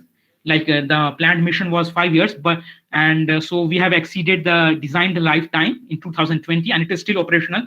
Although some of the instruments are not working, but yeah, so some of the instruments are working, and we can. So this image actually shows the AstroSat satellite in a clean room, and these are the solar panels of that satellite. And Professor P.C. Agarwal led the team who conceived this mission in the 1990s, and then he was the first PI of the mission. And this poster actually shows the different telescopes we have, the different instruments we have on this space mission, the space telescope or space mission. So there are X-ray proportional counters which detect X-rays coming from like neutron stars, from galaxies, and from a surrounding area near black holes. Then there are soft X-ray telescopes which observe low energy X-rays. Then there is another instrument called cadmium zinc telluride imager, which observes from around 10-20 keV to around hundreds of keV X-rays. Then there is sky scan. There was so this instrument is not currently working, scanning sky monitor. So it used to observe the sky and detect any new objects, new transient objects in X-rays. because there are many objects which can give burst of X-rays for a very tiny fraction of time. And then there is another telescope which is known as the ultraviolet imaging telescope, or the UVIT, which observes in UV. So it observes many galaxies which emit light in UV, ultraviolet. Then there are many baby stars which emit ultraviolet radiation, and there are other objects also which emit this light. So yeah, so let me just tell you about what are the different objects which AstroSat has already studied. There are many discoveries based on this AstroSat. So of course, you can see some images in X-rays. Of course, these images were taken from earlier observatories. Like you can observe galaxies in ultraviolet, in visible, in infrared. So of course, when you observe a galaxy in different wavelengths, right, in radio, you can see different kind of structures. You can get different kind of information. Okay, so when you get this information, then you can bring together all this information, and each of these wavelength observes different energy scale, in a different time scale, different energy scale. Okay, and from that information, you can try to understand what is the emission process, what is the size of those objects, what are the temporal evolution of these objects. So you can study neutron stars, okay, like X-rays. So these kind of neutron stars, like as I told you about X-ray pulsars, so these objects are in binary systems. So there is a neutron star and there is a massive star. So this neutron star pulls off matter, or it kind of eats the gas which is released from the nearby massive star, and then that gas gets so hot, and then it emits X-rays along its poles, and then you can get pulses of X-ray radiation. So some of the new discoveries have been observed using from AstroSat, and then you can also study black holes, because of course you will not see radiation coming from black holes, but the black hole can pull matter around from its surrounding, from a massive star, say, or from its surrounding, and that gas will get hot. Okay, and then it will fall inside the black hole. So of course you can't get any information inside the black hole, but these black holes can also release jets, so you can detect those jets in radio, in X-rays, and try to study them. And then also you will get some emission around the black hole from the hot gas and dust, so you can study those. Then of course you can study transient sources.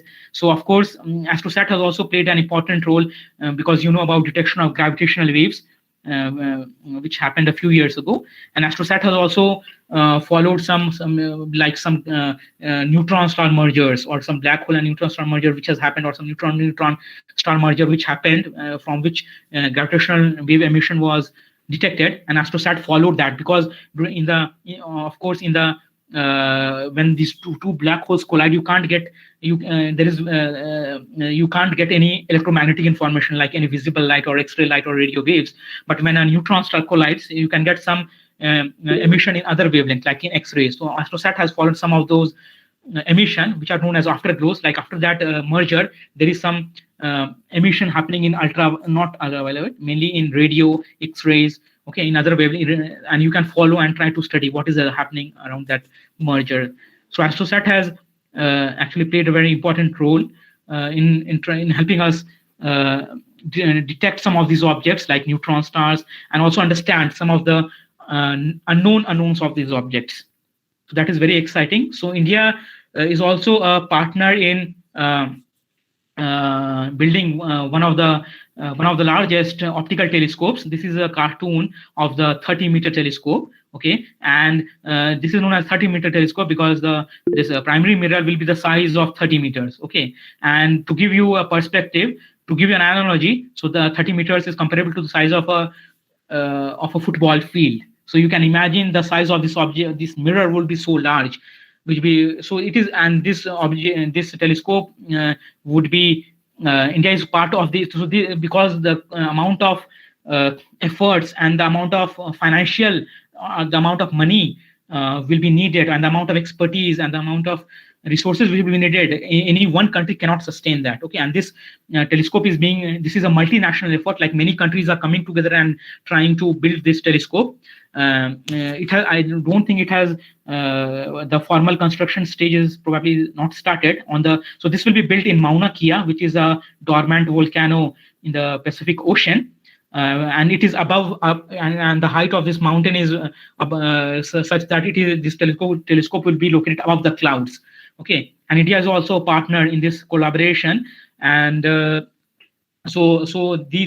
telescope will also this cartoon. So this is a cartoon diagram of the 30-meter telescope, and these are the comparison of size comparison of the different telescopes which we have, and some of the big telescopes which are being built. So this is the primary mirror, because of course you can't build a single mirror, right? Because it is made of glass, and you have to make in a single piece of glass. That is very, very difficult, very challenging. So what you do is you build segmented mirrors, okay, like a honeycomb, and then you join them together, okay, and then you make a bigger mirror. Okay, so the biggest planned telescope is the extremely large telescope, which is built in currently being built in the European Union, in Europe, and this is a 30-meter telescope, and these are the comparative sizes of the primary mirrors.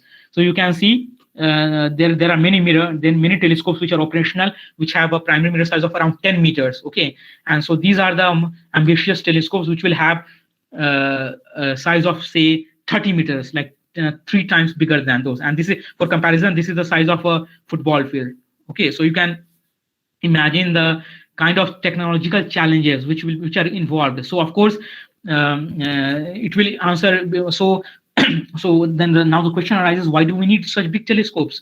We need such big telescopes because we want to look farther in the universe. Because if you want to look farther in the universe, so for that you need to collect more photons, because many of the objects are very far away from us, and then they are also very faint. Okay, so for that it is similar to collecting raindrops. So suppose you have during rainfall, you want to collect more more water, so you have a bigger pipette, right? Similarly, if you want to collect more photons, or you want to observe faint sources, so you need to a bigger telescope so that you can collect more photons, more light, right? So it will observe distant galaxies and clusters. As I told about, if we want to understand how our universe was born, so for that we have to look farther away in the universe. Okay, so it will also observe many baby galaxies and baby stars which were formed our early universe. Then it will also help us to detect star and planet formation. Okay, like we also want to understand how our solar system was born, how different, because similar planetary systems have been detected in other galaxies. Okay, so we want to understand how it was formed. So for that we need to understand, look at these nebula in more detail, and look at how our planets formed in those galaxies. And now another hot topic is exoplanets. The Kepler mission has detected so many exoplanets in other many planets in other galaxies. So we also want to detect more of these planets, and we also ask an very interesting question, like, is there life out there? Like, is Earth the only place we have life in our universe? So for that we need to detect more planets which are like our Earth, more rocky planets, and then try to detect signatures of life on those planets also. So we also want to detect other solar systems, like planetary systems which are our solar system. So this is another interesting mega multinational project in which India is involved. And then so this is GMRT, Giant Meter Wave Radio Telescope. So this is a national facility operated by the National Center for Radio Astrophysics of the TIFR, and this is located around 80 kilometers north of Pune. And recently GMRT completed around 20 years of its operation, because it was dedicated to the nation in around, I think, early 2000s. And you can see these telescopes, right? So this is located in a place called Narayangaon, around 30 kilometers north of Pune, and this is actually a radio interferometer. So you can see there are an array of radio dishes. Okay, and you can see the radio dishes actually are point in this picture. They're pointing towards some particular direction in the sky, and all these are observing the same object, and you collect the radio signal detected by these antenna, and then you bring out to them, and you process them, and then you can observe many interesting objects with this. And interestingly, early this year, this GMRT was awarded the IEEE it was awarded an IEEE recognition for its innovation in engineering and for design and all that. And only I think 3 discoveries or 3 has been awarded this IEEE milestone status. One was, of course, CV Raman, I think JC Bose discovery or instrumentation, and then I think it was CV Raman's discovery of the Raman effect, and probably it is the 3rd one which has been awarded this prestigious recognition. And then of course when you operate this kind of observatory, it needs many technical skills, right? Yeah. So in order to so this telescope was conceived and built by a team led by Professor Govind Swarup, late Professor Govind Swarup. Unfortunately, Professor Swarup just passed away at the ripe age of 90 years last year. And then so in order to operate this kind of facility, you need a lot of engineers also from electronics and from instrumentation, and also from different fields.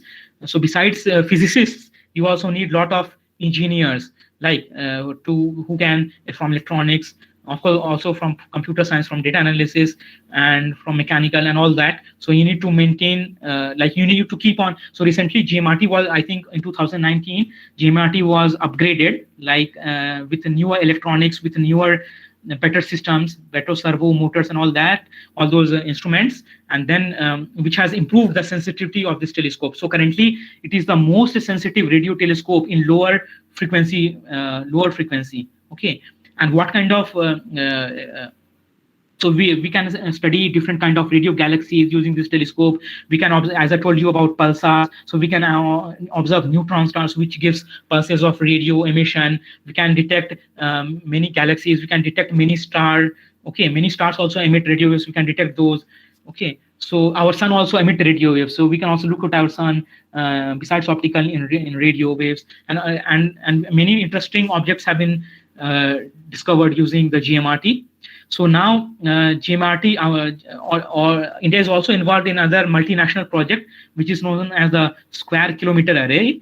So GMRT is spread about over a distance of around 25 kilometers, and it has around several antennas spread over these 25 kilometers. Okay, so we can't build a radio antenna which is the size of around 20 kilometers, right? So what we do, we build small antennas and place them at different locations.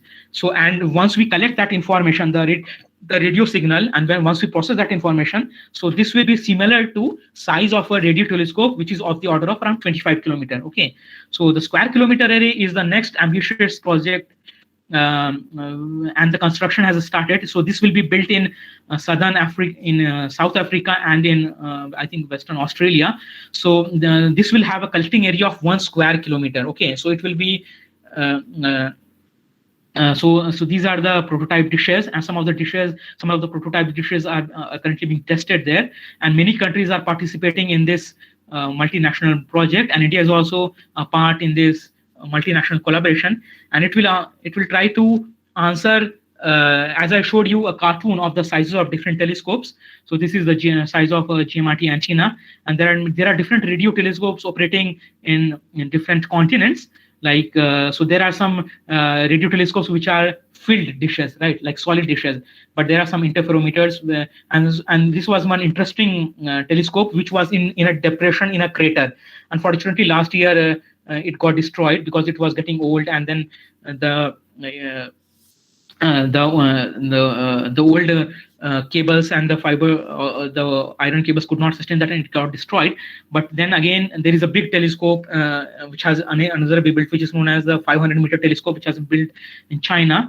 So Square Kilometer Array is an ambitious project, and it will help us to answer many pressing questions or many interesting questions, like was life, where is life, is there any life out in the universe, or we want to study how was the universe just after the Big Bang, or just a few million years after the Big Bang, when the baby galaxies and baby stars were just being born. Okay, and it will also discover many of these neutron stars, okay, because the collecting area of this telescope will be very large. So it will detect many faint radio sources, many faint radio galaxies, many faint radio pulsars, many faint radio these many faint galaxies, many faint stars, and all that. So, and the amount of data this radio telescope, it is currently being built now. Probably within next date, the first phase, it is being built in phases. So the first phase will be probably operational in about a decade or so, and the amount of data this observatory or the square kilometer array will generate will be comparable to the entire internet traffic. Okay, so you can imagine the amount of data that will be collected by this telescope. And of course we will need so many people, so many astronomers, so many data scientists to process and make sense of this data.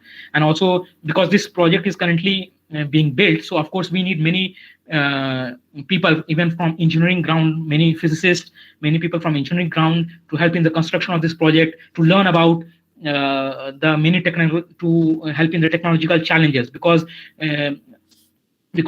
these projects, some of these mega projects are ambitious projects, and they demand, you have to push the limits of knowledge, you have to push the technological sensitivities, technological hurdles. Okay, so a lot of effort or a lot of challenges out there, like whoever wants to explore them. So yeah, another one is Aditya 1. This is India's first solar mission, space-based solar mission, and it is currently slated for launch next year. It has got to be delayed. Probably next year it will be launched, and then it will have different instruments like VLC, Helios, Papa, Soot. So it will observe the sun in different wavelength bands like UV, X-rays, then infrared. Okay, and then it will help us to understand our sun better. It will collect more data. It will also help us to detect some of those explosions which are happening, I told you about. So which are also because these explosions release large amount of charged particles, and then if they charge, because we are very dependent on technology nowadays, like from mobile phone, from medical care, and these many of these facilities which we are using, they are dependent on satellite technologies. So if such an explosion hits our earth, because so they can damage our satellites. Okay, so if we know some information, like if we can track and understand how these explosions happening, and if we can predict these explosions in advance, in few hours or a few days before, so we can take precautions to protect our assets like satellites and all that, and also like switch off our power grids, okay, and protect our power grids, because these high amount of charged particles, they can also like damage our power grids, which has happened in the past. Okay, in Canada, I think in the late 19th century. So so this is Aditya L1. So I will just show a small video which has been taken from NASA's space telescope, which is observing the sun. So this is the kind of explosion which is happening. You can see. Okay, so this is a false color image in different wavelength, and you can see the kind of loops. Okay, the plasma loops. You can see, and this is one sort of explosion in which large amount of plasma is being thrown out, and the bright regions have higher temperature. Okay, and you can see like lot of activity in our sun. Okay, so people are trying to understand how these explosions are happening. Okay, can we predict them in advance, how they happen? Okay, and so on. So once we have data from Aditya L1 and other telescopes, yeah, so this is how our sun looks like, and this is the kind of explosion which has been detected from some of the NASA's space-based missions.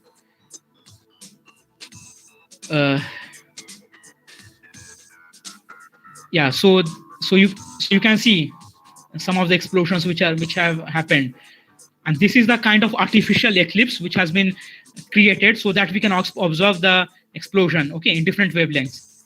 Okay, so this has been observed by SOHO, which is a NASA mission. So you can see like large amount of plasma and charged particles is being released.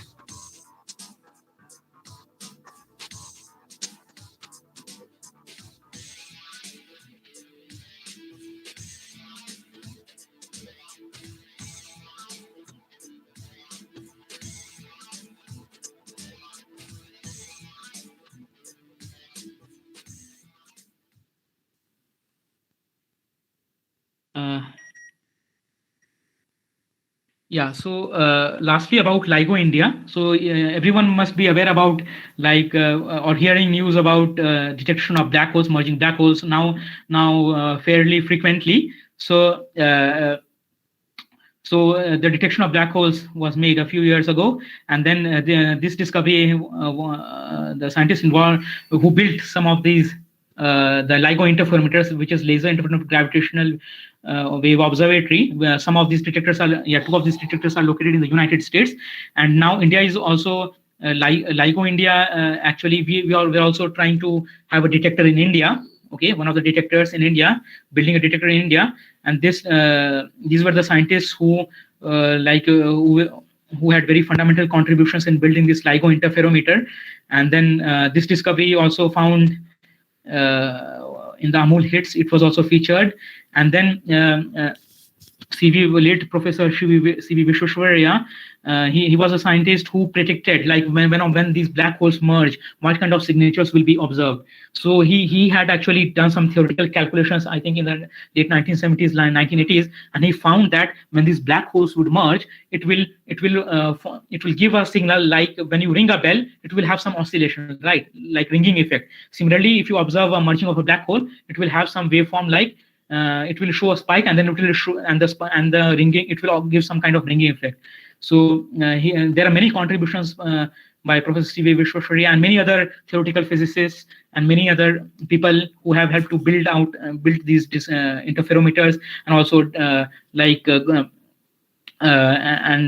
try to make sense of the data which is coming about these LIGO interferometers. And this map actually shows LIGO Hanford we have in the western coast of US. LIGO Livingston is here. So these are operational. GEO 600 is actually a small detector, which is an experimental detector basically, and Virgo is located in Italy.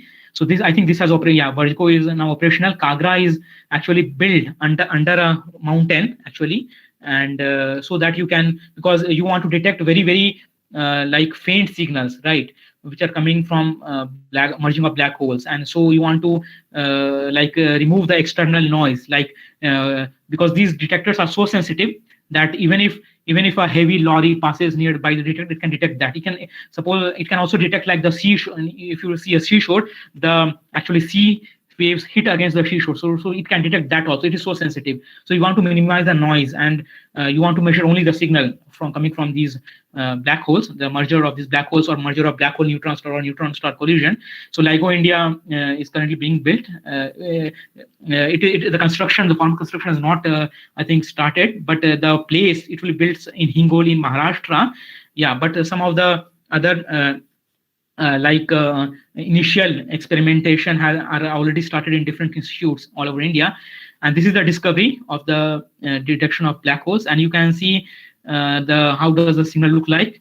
This is the signal from two different. This is the predicted data, and the predicted data is given by a solid curve. Okay, and the noisy data is from the actual signal. Okay, and then you can see that it actually matches very well with the prediction. Okay, and the strain which you see here is actually when a gravitational wave passes, it will stretch the fabric of space-time, right? So during this process, what will have, you have a interferometer here, and then due to change in the fabric of space-time, or like expansion of space-time, expansion and contraction of space-time, what you will have is like the detectors, the interferometers will actually detect this signal, which is very weak. Okay, so strain is like delta L by L of that order, like the shift in the path length of the interferometer, or the path length of the two mirrors of the detector would be of that order. Okay, so you need to have very sensitive isolation measures, like you have to, it should be isolated from the ground, and you have to do many processing, and you have to have many you have to meet many experimental challenges to detect such very weak signals. So now, yeah, already it is getting a bit late, so I would stop now, and I hope that you got some glimpse of some flavors of how stars are born, how they evolve, and how they die, and some of the instruments or some of the facilities in which India has, which are currently operational in India, and which India is participating.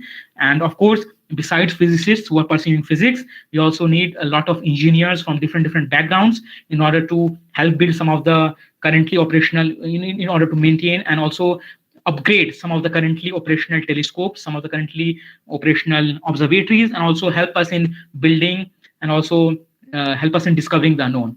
So now I would stop. Thank you a lot for your attention. Thank you. Thanks a lot. Thank you. Thanks a lot, Amar, for your these insights.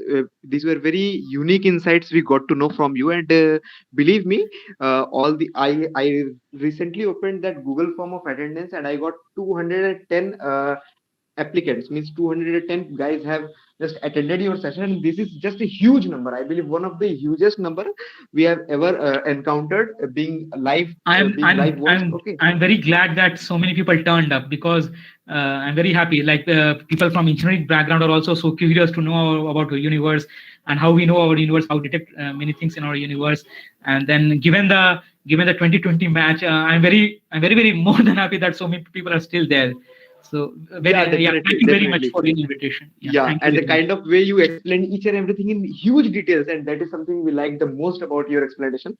And everybody, thank you very much for your everyone. More than comments. I have received more than 37. I've received exactly 37 messages telling that the speaker is just awesome. So this is how your speech has been and your representation has been, and we are really glad to have such a means in-depth knowledge guy with us, and we are really glad and we're thankful to you that you. I'm very happy for your for your attendance, and I am overwhelmed with your comments. Very nice. Thank you. Thank you very much. Next year we will definitely get to you, and we believe that you are also with us. Thank you very much, Bhaiya, and have a nice day ahead. Have a great career ahead too. So thank you very much. Thank you very much for your kind invitation, and thank you for your for being there till the very end, and thank you very interesting questions. So thanks a lot. Thanks a lot. You people also have a nice day. Thank you very much. And if anyone is not yet filled the participation form, then please let me tell you that it is mandatory for getting the participation certificate to fill that participation form. If anyone is yet not submitted, then I am just pasting my number in the chat. Please ping me. I'll separately send you. Okay, and I'm sending it to you once again. I'm sending the number, my number also. Okay, the YouTube streaming guys, YouTube streaming members, please stop the streaming now. The session has already